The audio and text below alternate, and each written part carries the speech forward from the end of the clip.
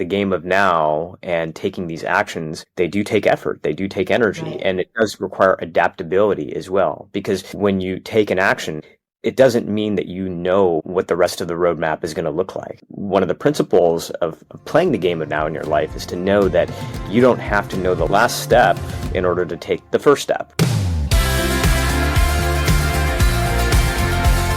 What would happen if we just told the truth? Welcome to TruthWorks, where we dig into the nitty-gritty of leadership and work. And what needs to change? I'm Jessica Neal. And I'm Patty McCord. Our journey together started in HR, but trust us, it's evolved into something wild, honest, and well, a bit rebellious. So throw out the handbook.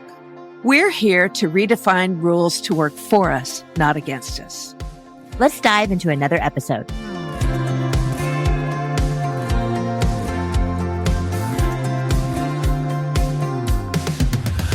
Hello, everyone. Welcome to another episode of TruthWorks. I am Jessica Neal, and I am your host. Patty McCord is coming back, y'all, but not today. But more exciting than that, because we're all very excited about Patty coming, I have an amazing guest that I'm so excited about today. I don't know. I was watching your videos this morning and can't wait to talk to Suneel. So we have Suneel Gupta on the show today. And many of you probably know Suneel's work, have read his books, or maybe you saw his show on Amazon Prime, Business Class. But I don't want to tell everybody your whole story, Suneel. I want you to tell it. Like, I don't even know how you did all the things that you did and where you got to, and like Harvard and Amazon Prime and books. And so Tell me the whole story. How did this all start? Really, honestly, Jessica, by accident. I mean, we're on a show that tells the truth. I'll tell you the truth. Okay. This was all grounded in a series of failures. I had started 2 companies that did not work. I had joined another company, which you might be familiar with, called Groupon.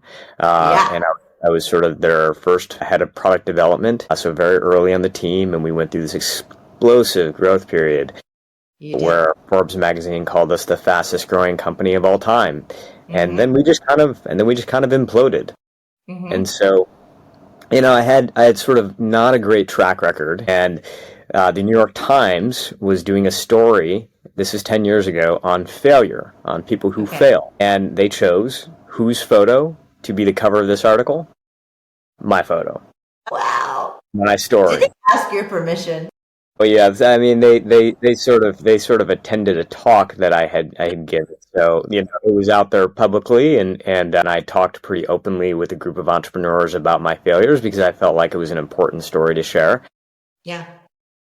They didn't have to ask permission because I had already sort of shared it all. I was surprised to see that I had become the poster child for failure for the New York Times. And I was also surprised to see how viral that story went, because you'll remember, failure kind of went from one of these things that nobody was talking about to all of a sudden the thing that everybody was talking about. Right. And this New York Times article was a big part of that transformation. So there was a point in time, I kid you not, where you could have Googled the word failure. That's it, just the word failure.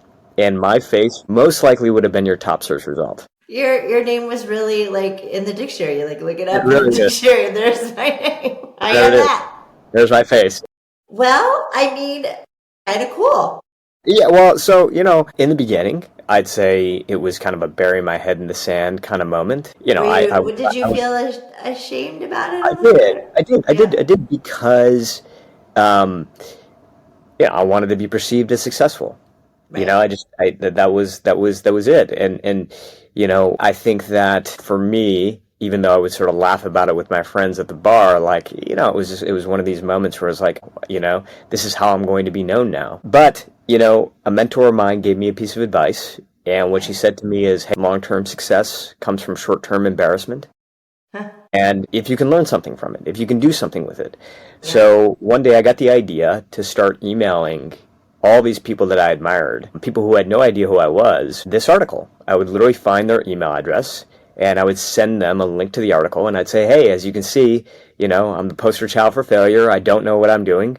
Would you be willing to give me some advice? And the response rate to that email was extraordinarily high. Who were these people? Who was on the list? listening with you. From Oscar-winning filmmakers like Brian Grazer to leaders of large iconic companies like Reid Hoffman to coaches of professional sports teams to celebrity chefs. A lot of the people who I ended up including in my books later on said, "Sure, I'll chat with you." But the difference, and I think this is where it really relates to your podcast, was that because the conversation was, I think, grounded in this idea of like, hey, it doesn't always work, and life is full of mistakes and failures and setbacks. The conversations were a lot more truthful. They were a lot more open and honest. And I found myself all of a sudden sitting on insights that, I hadn't learned. And I had been in the workforce at that point in time for close to 10 years. I had gone to business school. I had gone to law school. And I was like, wow, I'd read plenty of business books, but I'm like, wow, this is new stuff. And really, if I had to sort of think about what was it that I was sort of discovering, it was really this.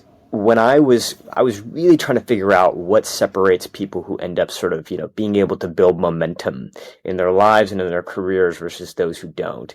And what I kind of realized is that I think there are three words that tend to hold us back from what we want and that were holding me back. And those three words are, I'm not ready.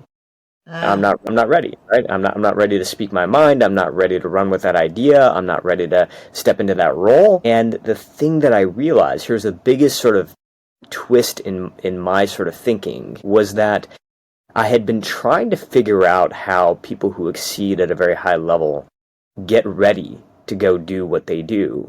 And then I realized that I was asking the wrong question, because the truth was that none of them were ready to do what they did. Like that was the thing. You're never ready. Yeah. You're never ready. Like 3 friends from design school were not ready to start Airbnb. 2 bagel shop owners were not ready to become Ben and Jerry. Malala Yousafzai was 11 years old when she started speaking out against the Taliban. She was 11 years old. She wasn't ready to do it. Not ready. Like Jessica, when you stepped into your role at Netflix, the explosive growth period that you were in, right? And like all the things that were changing, plus you were CHRO during COVID. Were you ready for any of that? I blacked out. Right. No, I was not ready. No. Yeah. I'm by any means.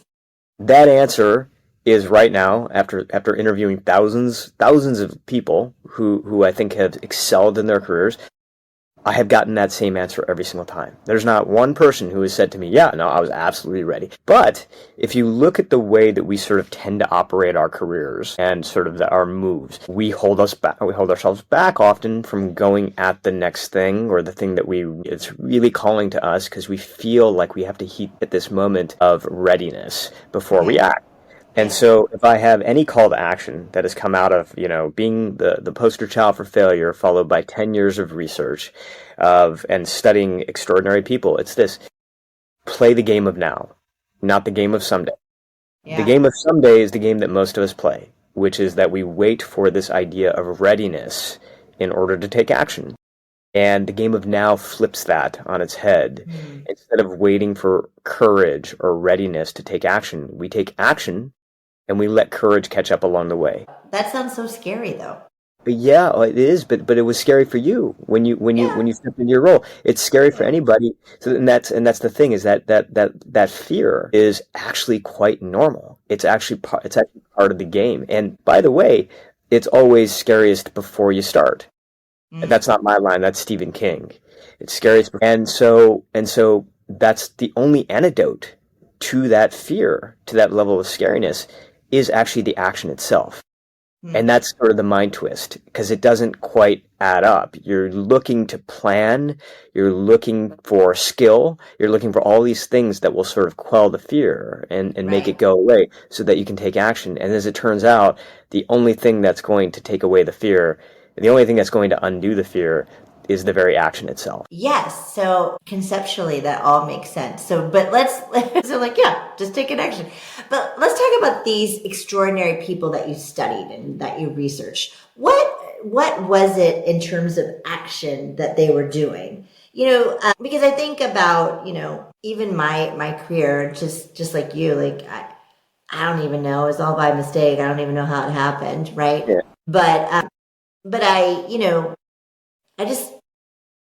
I didn't even like advocate for myself probably ever. I just worked hard and like kept my head down and did a good job. And then, and this is, I've mentioned this on the podcast before. It's partly my parents' fault because they were like, just work hard, Don't ask for anything. And so I did that. And I think I got lucky too, I don't know, but I don't want to put myself in like a category of being extraordinary.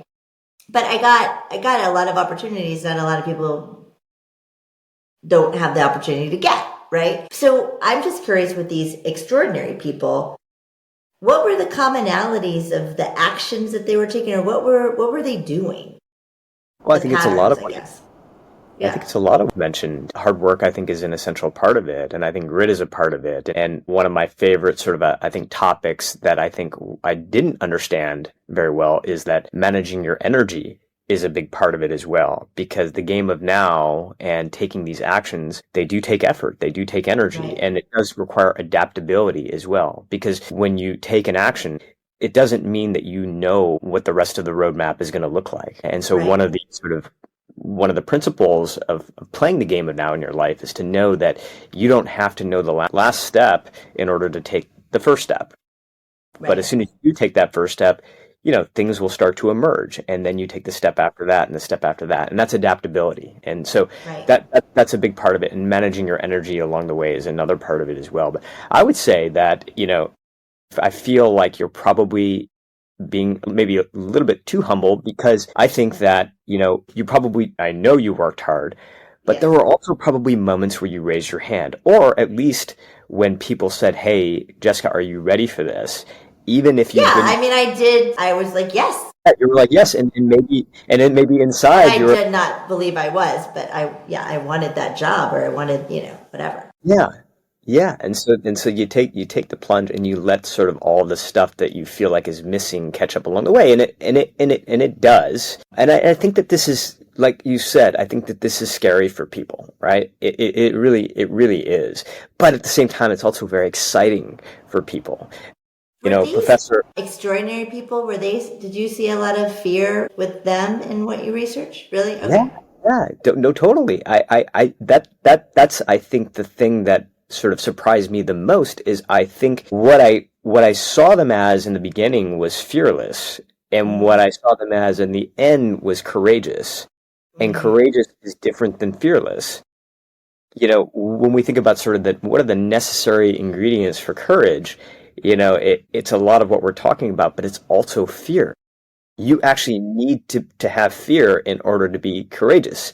Otherwise, there's nothing that you were overcoming, right? That's true. I was just thinking about, I was always fearful. And I think failure was one of the things I was most fearful of. I did not want to fail. Yeah. And also, I was very competitive. I didn't want to not win. Yeah.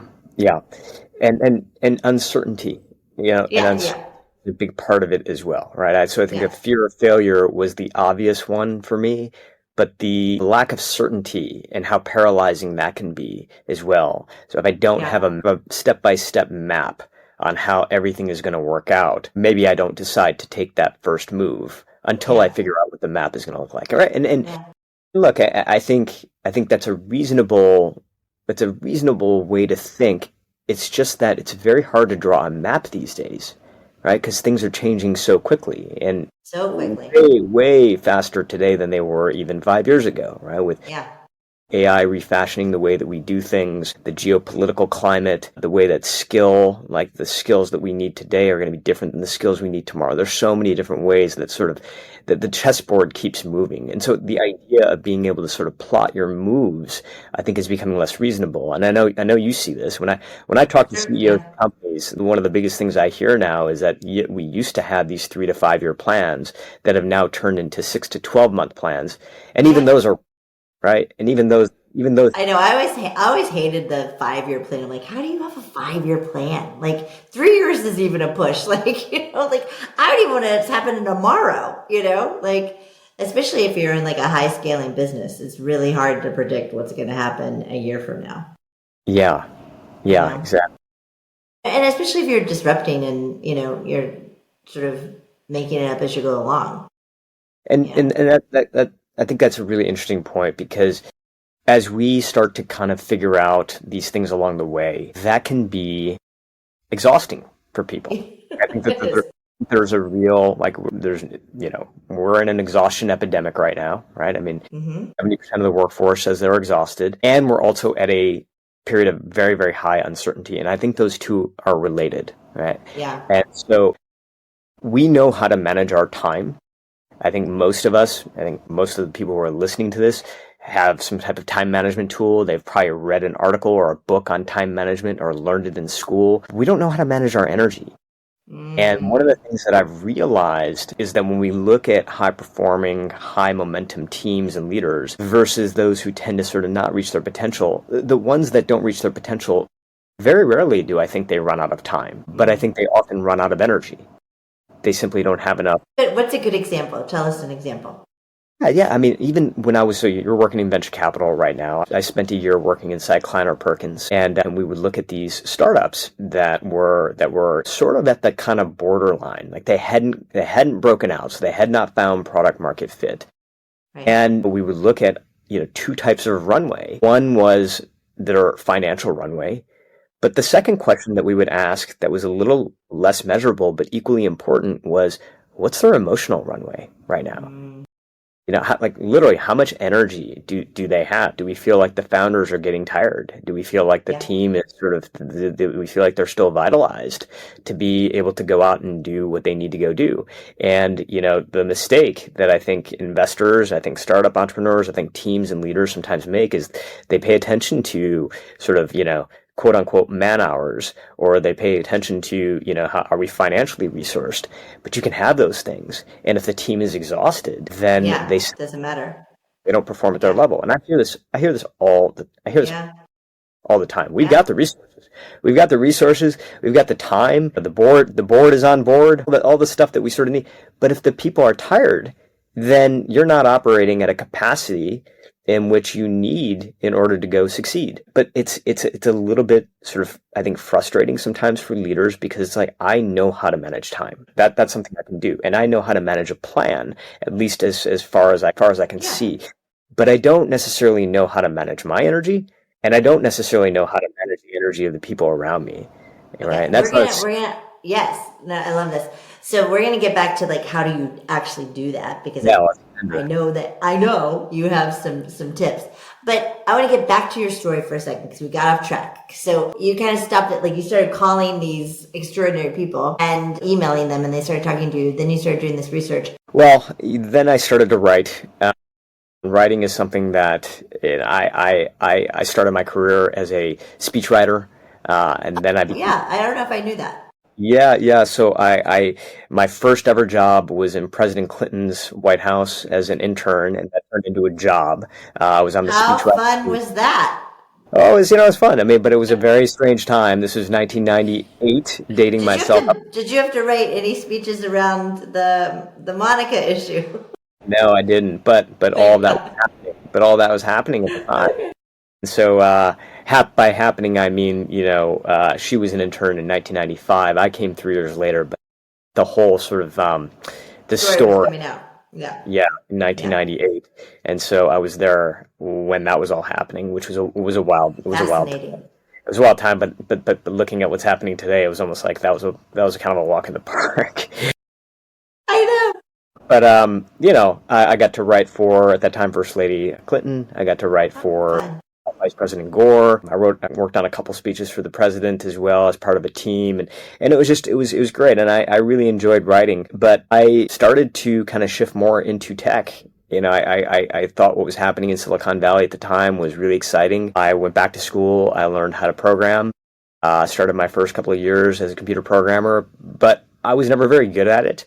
And I also sort of had this thirst for writing that I just never got back to until many years later. I'd started a company called Rise. It was the first company that I ever built that worked. And we ended up selling it in a successful exit. It was one-on-one health coaching right over your mobile phone. I started the company because of my dad. My dad, when he was right around my age, had an emergency triple bypass surgery.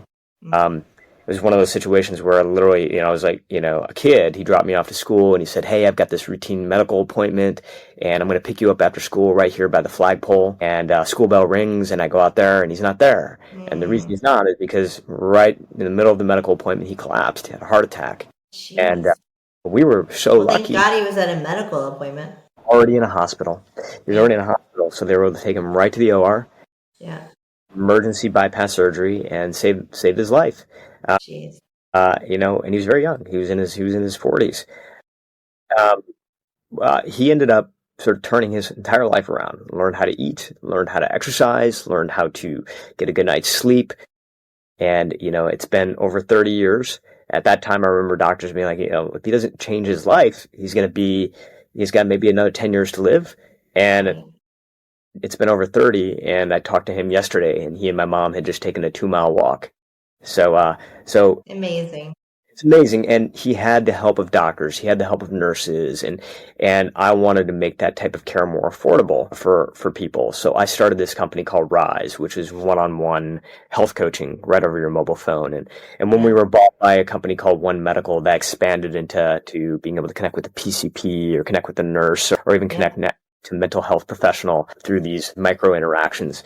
Amazing. Congratulations. Well, thank you. Thanks so much. I'm proud of what we built, but I always remember. I actually remember it.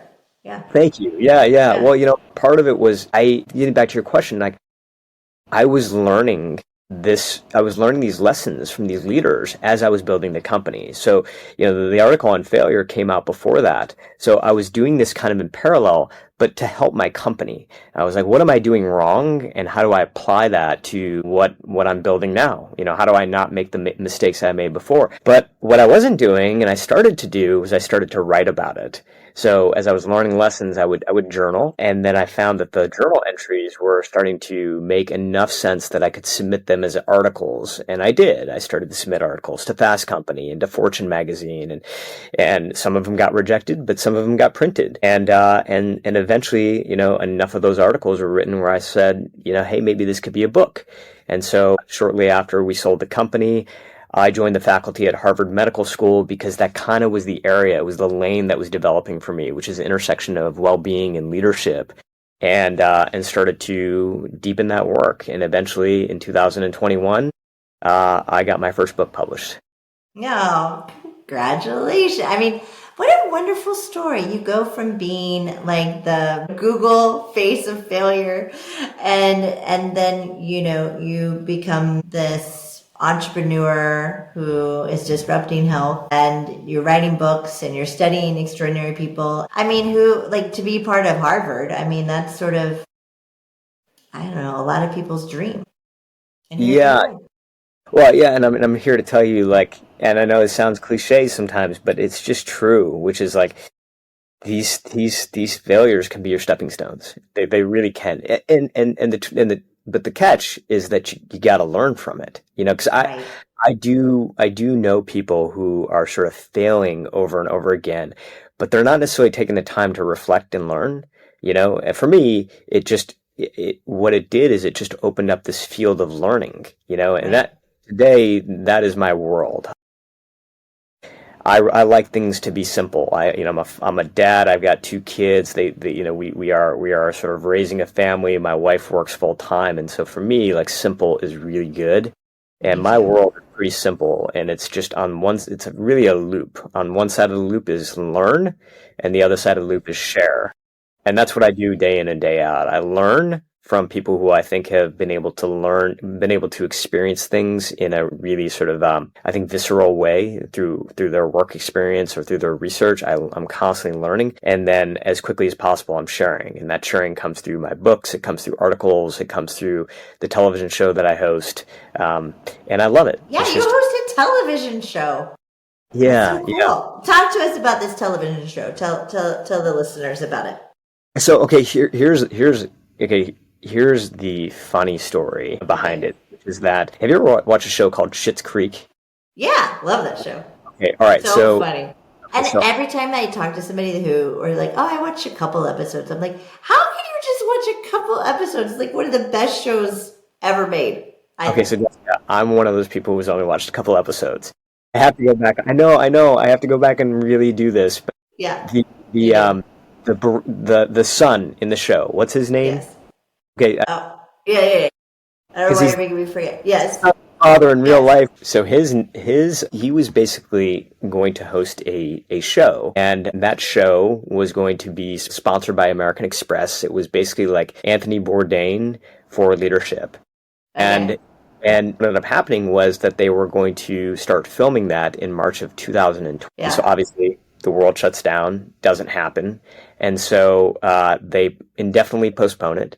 And 1 year later, they go back to say, let's go get this thing started, and he's not available anymore. And so they kind of go back to the drawing board and like, all right, who's another actor who can play this role of host of this show? And so they're throwing out ideas.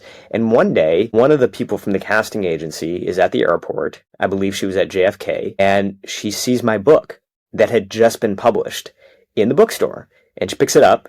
She takes it on her flight back to Los Angeles, and on that flight, she starts to read this book. And this book, as it turns out, was all about my story, which is about going out and meeting with all these leaders and trying to glean their insights and trying to make sense of it and share it out with others. And so when she lands, she sends an email to her team saying, hey, like, this guy doesn't seem like he has any TV experience, but it does seem like he is kind of doing what this host would be doing. And so Right. I get a call from the casting agency saying, hey, would you be willing to do a screen test? And so I did. Yeah. Yeah. Of course. The Yeah. next thing I know, I got offered the role. That's so cool. So that's how it happened. Yeah. I mean, how cool. Okay. So the son's name is David Rose and is played by Dan Levy. And that's the father-son combo. Eugene Levy and Dan. I don't know why I was me. Anyways, they Yes. are hilarious. Yeah, so you just get found, book gets read from an airport, and then you just get a TV show. It's just that easy. Well, I mean, yeah, I mean, other than I just like again rewinding the tape, it's like it all. Okay, so it's funny because one of the things we were talking about the qualities of the game of now, right? And the one that just struck me for you, Jessica, is openness.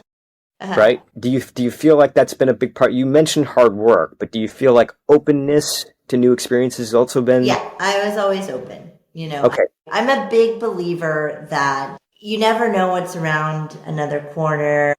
I am not the person that says never. I'm like, okay, well, I don't know, maybe, right? So, and I also believe that you can manifest things that you Okay, want. I'm so glad you said that because I didn't want to be the one to sort of go woo woo here, but I will go there with you any day. Let's go. Like I think when you have a posture of openness towards the world, Yeah, these serendipitous opportunities do come to you.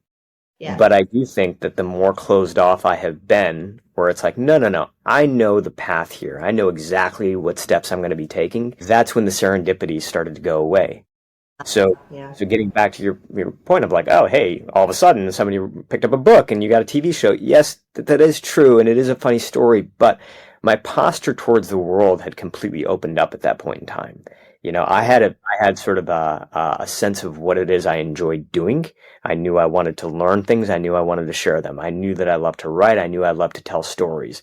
But I no longer had this rigid plan of how all of that was going to take place. I was starting to open up. And the more that I opened up, the more these sort of surprising, beautiful things really just started to show up. Isn't it? I'm just thinking back on, my life in general. And I think that's so true. It's like when you are open and you're curious, I think. Curious. And it is sort of serendipitous how things just kind of come, right, to you. And times where I've not been that way, things haven't, It's really interesting. Now you're getting me to really think about my life here. Okay, well, let's go back to managing energy and what you've learned. Because if I'm, just as you were saying, I'm a leader. I don't know how to always manage my energy. I don't know how to manage everybody else's energy. How do we? Because what if all the things look great on paper, but we're tired? Yeah. And just as you were saying, 70% of people in the workforce say they're tired.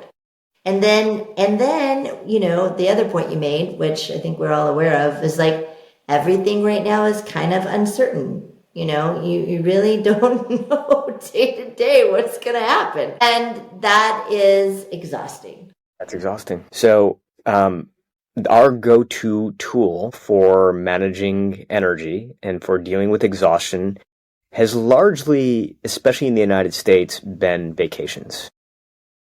We take vacations, right? And vacations are wonderful. Yeah. They are a wonderful way to. They don't get you less tired. That's right. They don't get you. I always come back more tired. That's the thing. Especially because I have a kid, and like taking a vacation with kids is like Totally. not a vacation. Totally. The vast majority of people who have been surveyed say they feel more stressed 1 week after vacation than they did 1 week before vacation, right? Yeah. So think about that for a moment. So you're saying don't take vacation. Well, that's the thing, is that they can be a wonderful way to spend time with friends. They can be a wonderful way to connect with family and to see different parts of the world. So it does have its value. But as an instrument for dealing with burnout, turns out it's actually not that effective. And yet, it is our go-to tool. It's like, take time off. I feel like I need a vacation. You need a vacation, right? Yeah. So what tends to work much better, much more effectively, is the idea of integrating rest into each day. And so when we look, I like this philosophy that you talk about, so I'm excited for you to tell people. I don't know, I've thought about it pretty hard. I don't know if I can do it. Okay. But tell us how to do it. Yeah, let's talk about it. So, I call this rhythmic renewal. And I sort of came up with the concept, or at least how to name it, after an interview I did with Martha Stewart. And I sat down with her, and Martha Stewart, she was 82 years old, and she literally has the energy of a 22-year-old. Yeah, she's amazing. And she's amazing. I don't know if you ever caught that Skechers commercial that was on the Super Bowl where she's like breakdancing. Yeah. I'm like, Vince, that was not artificial intelligence. That was her. Okay. So, like for her though, you look at the pattern of her days, and she's taking these little tiny breaks throughout the day. Okay. So she's gardening, she's horseback riding, she is talking. These are her breaks. These are her little breaks. And yet she works these very long hours, even in her 80s, but she's breaking it up throughout the day. And we're seeing this in the research as well. In fact, the average high performer tends to take around 8 breaks every single day. 8 tiny focused breaks, right? Now, if you're listening to this and you're saying, that sounds wonderful, but that's not something that I feel like I have time for, you're not alone. I have felt that way as well. And we can talk about some really practical ways to start to integrate this into your life. But the thing to keep in mind is that when we look at the brain scans around this, they're very, very compelling. When they look at people who take no breaks throughout the day, what you see is the classic afternoon slump, where your brain sort of activity, the beta waves that start to lead to stress, anxiety, lack of focus, lack of resilience, they start to kick in. That's the afternoon slump that most of us feel. And by the end of the day, you're pretty fried. But when we look at people who have the same schedule, same demands, but they are just doing one thing differently, which is that they're taking these little brain breaks throughout the day, we're seeing that they have a much more resilient set of brain scans.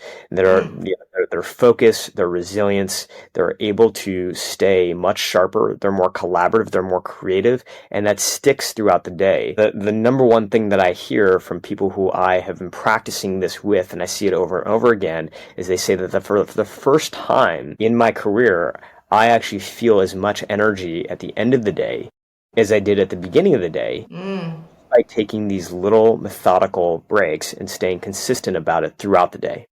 Okay, well, help me do this, because I feel like, because I was thinking about, what you say around this before our conversation, and it's like, do I do that? I don't even know if I do that, because I feel like if I'm not working, I'm doing something that is maybe I don't consider a break. Like I'm like folding laundry, because I got to fold the laundry for my kid, which I hate folding laundry. It's literally the worst. Or I'm, organizing something for something. I'm getting ready for, I got to focus and get ready for an interview, or you know what I mean? I also am not very good at like sitting still. I'm not I can't, if I sit down on the couch, I'm like, what do I have to be doing right now? So there's something wrong with me, I know, but is that considered a break? Like And if there's I'm nothing, folding laundry? not if you hate it. So I do, I do. I hate it. right. So I do think it has to be something that you don't hate. It's got to be Okay. something that restores you. So a couple things. One is that I offer to anybody who's listening right now, the 55-5 model, which is that for every 55 minutes of work, whenever possible, and believe me, I know it's not always possible, but whenever possible, you're building in 5 minutes of focused, deliberate rest, 55 to 5, right? Now, that 5 minutes is really kind of up to you. This is getting to your question. What do you do with those 5 minutes? And Yeah. I've asked literally thousands of people this question, and I get many, many different answers because we are an N of one. Some people like doing things that are active. They like doing push-ups and sit-ups or jumping jacks. I've gotten those answers, plenty of those. Some people like to do a puzzle. Like they'll always do a Wordle, or they'll actually have an actual jigsaw puzzle. Some people like to call a friend. There's an incredible therapeutic benefit that comes from just calling us somebody you haven't talked to even in a while and just saying, "Hey, like I only have 5 minutes, but I wanted to hear your voice." There's incredible therapeutic value from that. Breathing. Some people like that. It's not for everybody, but for some people, sitting down and just paying attention to your breath, or listening Go to outside music, and or getting outside breathe into the nature. air. Yeah. Exactly. So you're starting to create a recovery menu of things that work for you, right? Starting to kind of build off that menu and play with it. That's my number one piece of advice. Jon Favreau, who has directed a lot of the Marvel movies, and he's an actor and he's a writer. What is his thing? He plays the ukulele. He goes into a floor and he plays the ukulele. That's what he does, right? And so you just get the wildest answers. The other day I talked to an executive who said that they like to talk to themselves. And I'm like, wow, that's a really honest answer. Yeah. Like, I don't know, we're back in the office, got an open floor plan, but I pop my AirPods in and people think that I'm on a phone call, but I'm actually just talking to myself. I'm giving myself like self-praise and kind of building myself up. I'm like, oh, that's good. It's like you're good enough, you're smart enough. You're good enough, you're smart enough, or just having talking things out loud sometimes can be really helpful for people. So I think that it really is something for you to experiment and play with, but the key to all of it is really starting to build these transitions into your day. Like, the way that I look at it is that every day you are writing a page of your story, and you don't want that page to feel like one run-on sentence. You want it to have periods and commas and line breaks and paragraph breaks. And so sometimes that means exclamation points. That's right, exactly, because it not only does it feel better, but it also sounds better, not just to you, but to the people around you as well. And so you want to be able to sort of start breaking this up a little. And sometimes that's just 30 seconds.